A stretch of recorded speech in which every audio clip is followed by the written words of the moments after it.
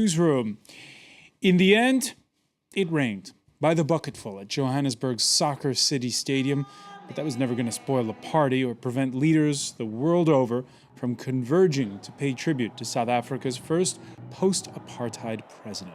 Point is, there were several Nelson Mandelas, the young lawyer, an activist, the world's most famous political prisoner for 27 years, and the man who reached across the aisle to peacefully dismantle a brutal state apparatus. Even in death, Mandela's magic making it possible for a first ever handshake between Barack Obama and his Cuban counterpart, Raul Castro.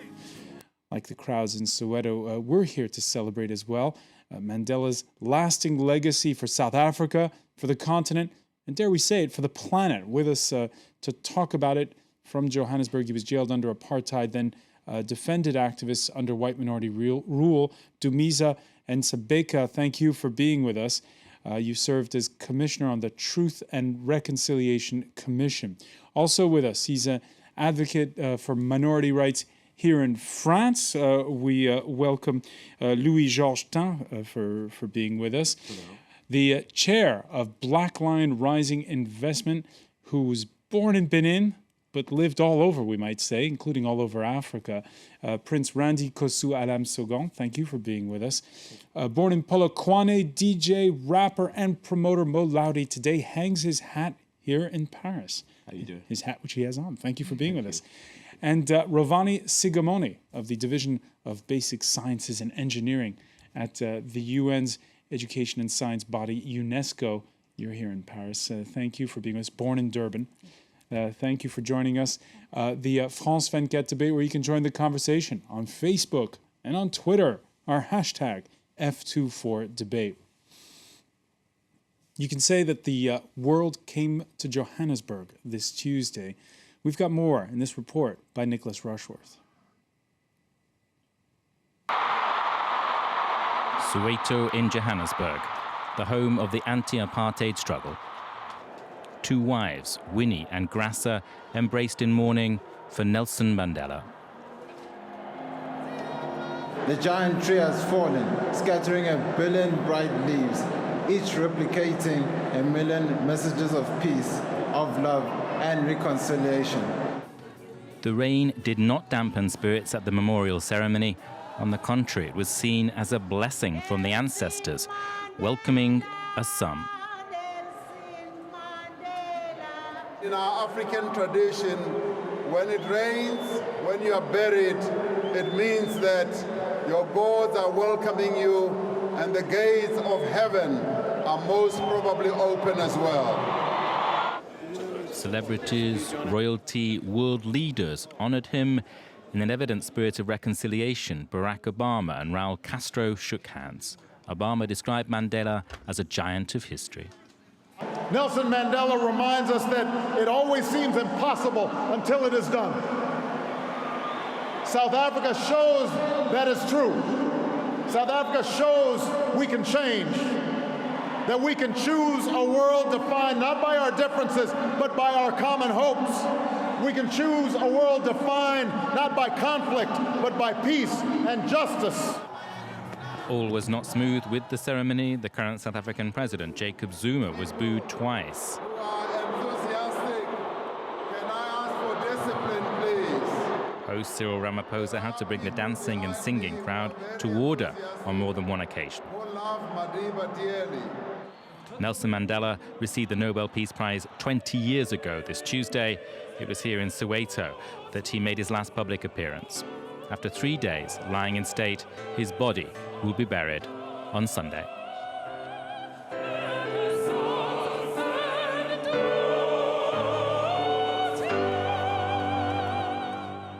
And in the stadium was Ranjeni, MUNUSAMY, associate editor at the Daily Maverick. Thanks for being with us. Ranjeni, what was your highlight of the day?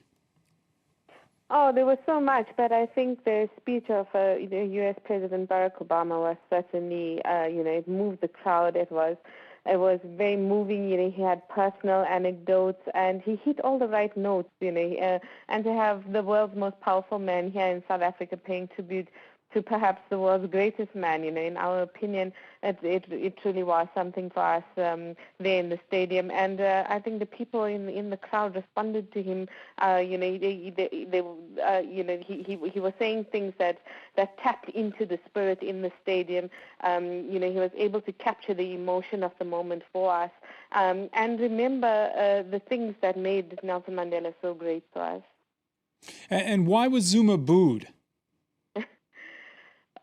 President Zuma is going through a bit of a tough time in his presidency. There is a bit of anger in the country at the moment over some of his policies, over excessive spending on his private household, and also the introduction of a user pay system in Gauteng. And most of the people, the Gauteng province where Johannesburg is, and most of the people in that stadium were from this province, and so they're feeling the pinch of the introduction of this user pay system. But there's also some level of disgruntlement with his presidency. There is some level of disconnect between him and the people since his election as president in 2009. He used to be a highly popular leader, but it's not that way anymore. He's he's quite at a distance from his people, but he's also done a lot of unpopular things. There have been several scandals under his presidency. So, it hasn't really been visible in our country up to now. You get people phoning in on radio stations, writing in letters to the editor. You see it on social media. But to have it manifest at an occasion like this was really shocking to us as well. I think it was quite unexpected that people would show their anger at an occasion like this. And of course, next year is an election year. We'll be talking about that a little bit later on. Ranjeni, thank you very much for joining us. Ranjeni MUNUSAMY of the Daily Maverick with us there from Johannesburg. Let me ask you, Rovani, what was your highlight of the day?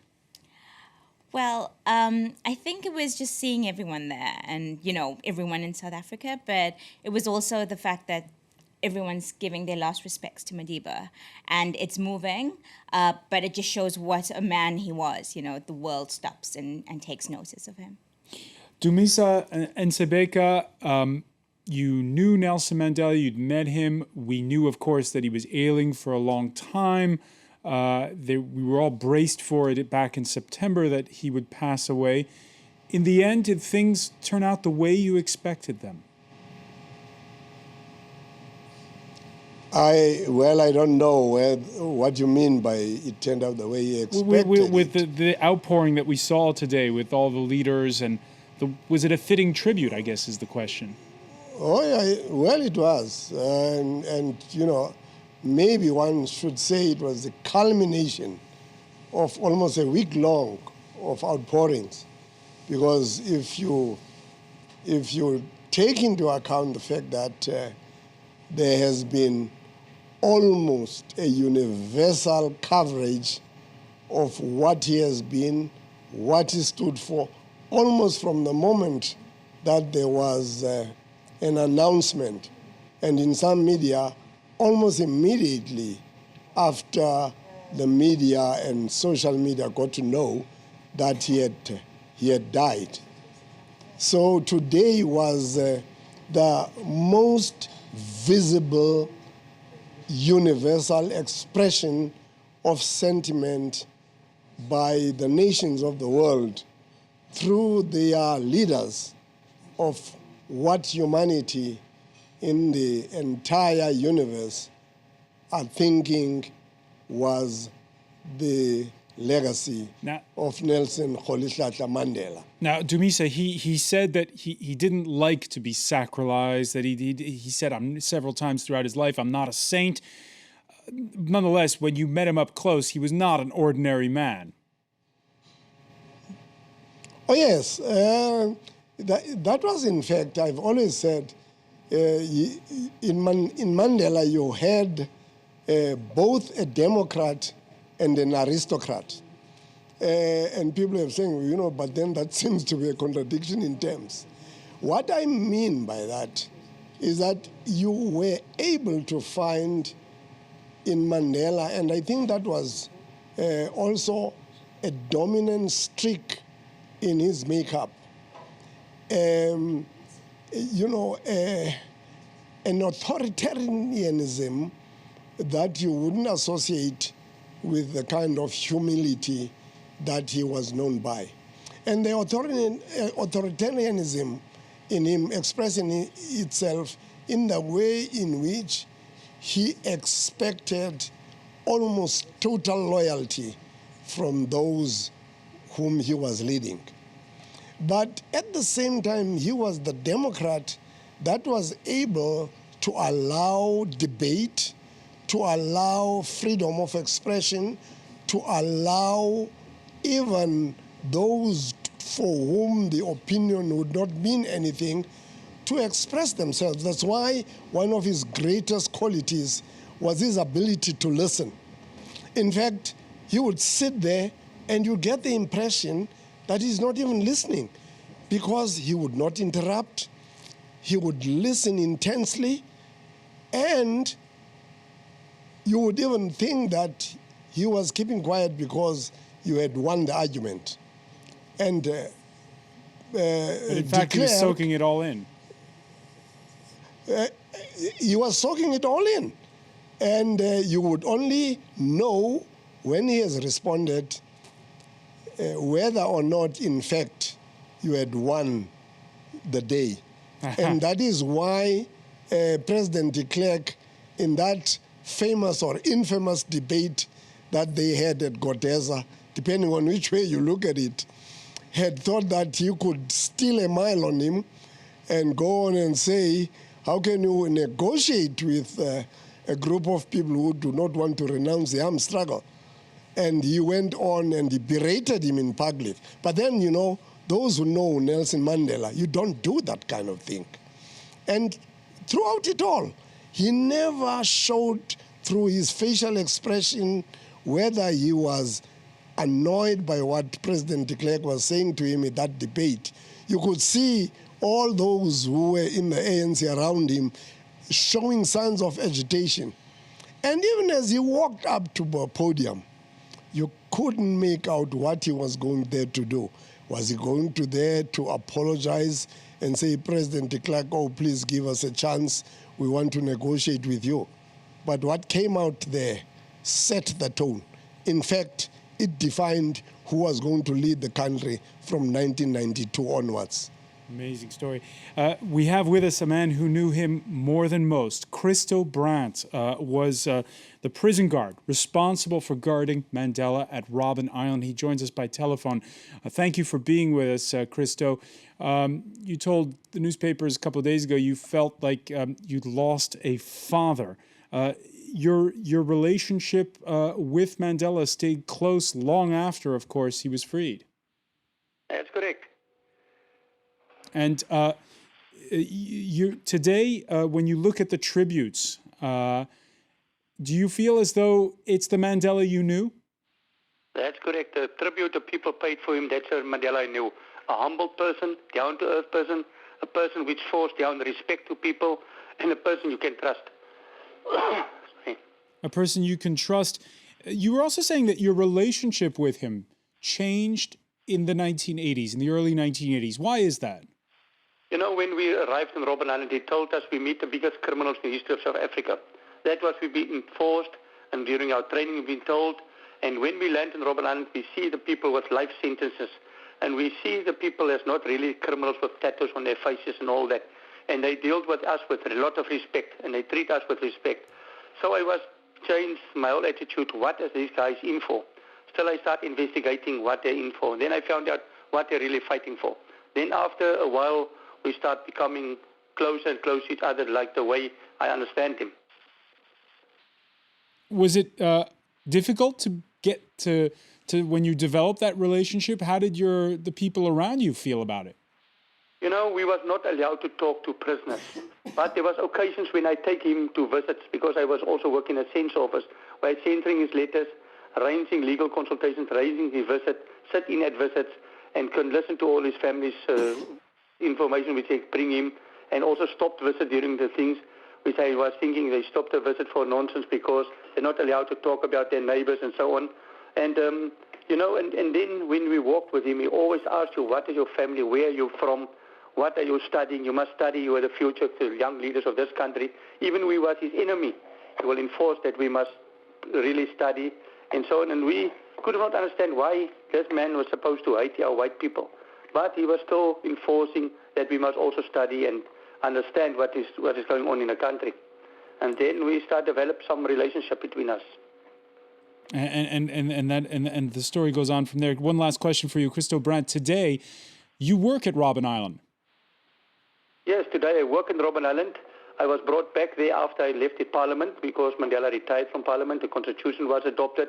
Then I get a job at Robben Island again because I want ex-prison guards and ex-prisoners to work together there, tell the story about hardship, what was going on Robben Island, and about reconciliation on Robben Island. I'm running today the Robben Island shops, the tax shops around the island, and even the boat shop, where I do the buying and the ordering of the shops, and also do some tours from time to time. Well, it's an honor to have you here in the France 24 debate. Christo BRANDT, many thanks for joining us. Mo LAUDI, listening to those two men from such opposite universes, what's your reaction? I mean, it's been a huge impact for all my life. Like ever since being the first student in South Africa, well, in the school that I went to, being the only black student, and that was such a scary thing to, and then going to the UK to start my own parties there, South African parties, where people did not know like South African music. I think it was through the power of Nelson Mandela that we were lucky to be able to live in this present moment. Let's speak to the Frenchman in the room, Louis Georgetin. Of course, Mandela's story is a universal one. It resonates throughout the world. That's true, but it's been surprising for me to see some of the presidents going there who do not do anything against racism in their own countries, but still say how great Mandela was while fighting against racism. Are you surprised by that? Not at all. This is a hypocritical attitude that we are used to. So that's the double discourse that some of them have, usually. Prince Randy, do you feel as though Mandela's name is used in vain all too often? I believe that it's used in vain in some occasions. And one of those is when you have people like David Cameron or Tony Blair and even George Bush, who have done things that were against the ideals of the great Madiba, are now using his name and praising him, where they have some quite questionable actions that they have done themselves. But, you know, we are not going to get into this. This is a completely different debate now. I think that today is a day where, if you look at the images, you look at that big stadium, it's the FNB Stadium near Soweto, and where the whole world is united around the legacy of this man. This was the greatest leader in Africa. Many have fought alongside him during the apartheid times, during Robben Island, but you know, they have not all been recognized as much as Mandela has been recognized. And I think that what really makes his triumph, that really takes him out of the ordinary, is the fact that after enduring all this, after being in jail for 27 years, being oppressed, he comes out, after all the wrong that has been done to his people, he comes out and forgives the criminals and forgives the oppressors, and that takes a great man to do that. And we're going to see more, we're going to talk more about that lasting legacy when we come back. You're watching the France 24 debate.